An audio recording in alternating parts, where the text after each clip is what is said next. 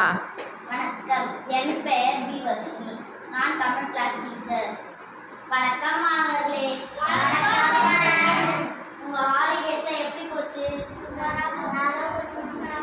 Holidays enjoy பண்ணீங்களா? சரி, நீ ஃபர்ஸ்ட் கிளாஸ் வந்து திருக்குறள் படி பார்க்கலாம்.